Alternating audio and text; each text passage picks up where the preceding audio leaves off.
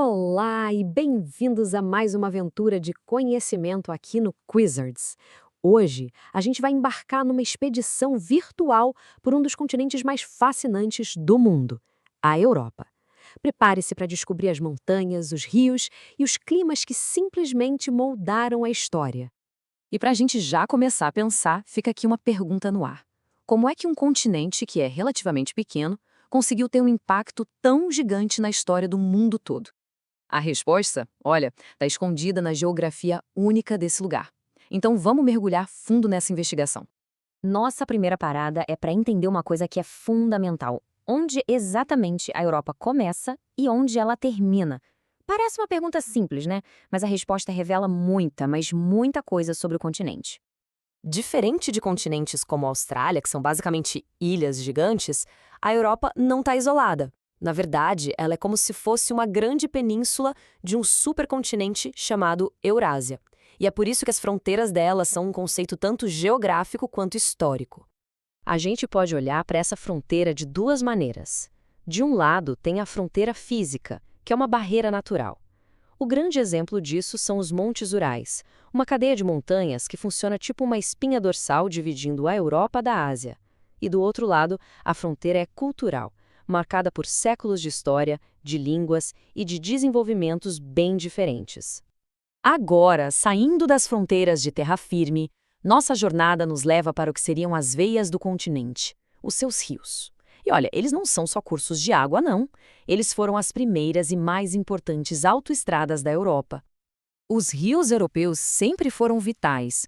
Pensa só, eles serviam como vias para navegar, para o comércio, era uma fonte essencial de alimento com a pesca e, talvez o mais importante de tudo, eles conectavam povos e cidades, permitindo a troca de mercadorias, de culturas e de ideias.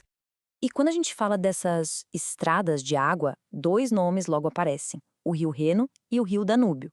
Eles são tão importantes que foram até conectados por canais, criando uma rota de navegação que não para, indo do Mar do Norte até o Mar Negro, cruzando bem o coração da Europa.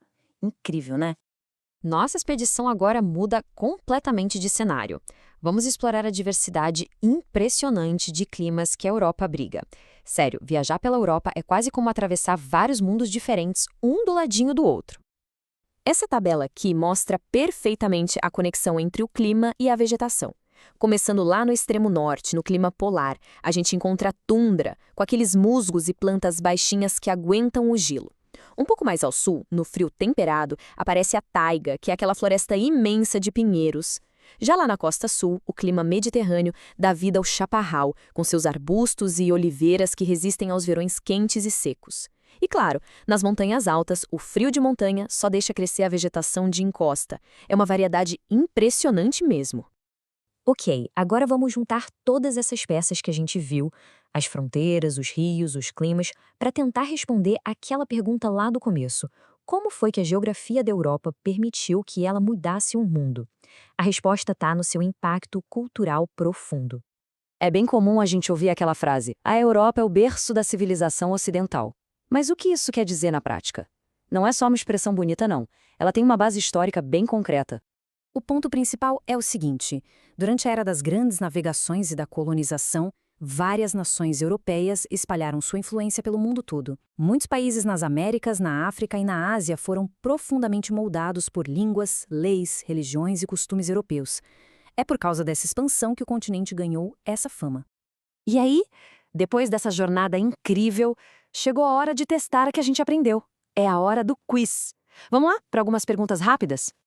Primeira pergunta: qual é aquela grande cadeia de montanhas que serve como fronteira natural entre a Europa e a Ásia? 5 segundos no relógio, valendo.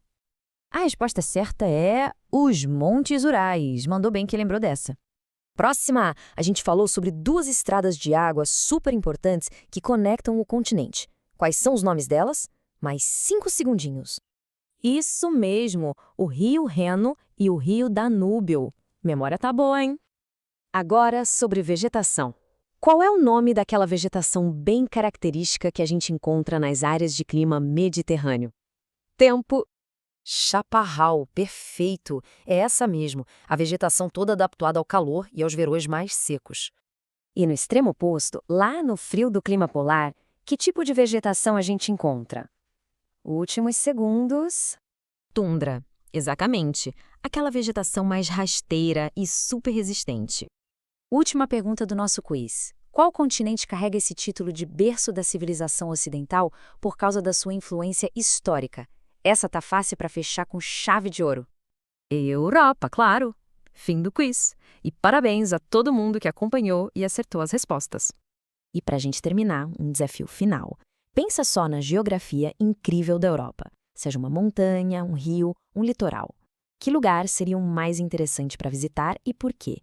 Quero muito ver as respostas e as ideias de todo mundo aí nos comentários. E assim termina a nossa expedição pela geografia da Europa. Para continuar aprendendo com a gente aqui no Quizards, já sabe, né? Não se esqueça de seguir o canal, ativar o sininho para não perder nenhum conteúdo novo e, claro, deixar aquele like para fortalecer o nosso trabalho. Até a próxima aventura!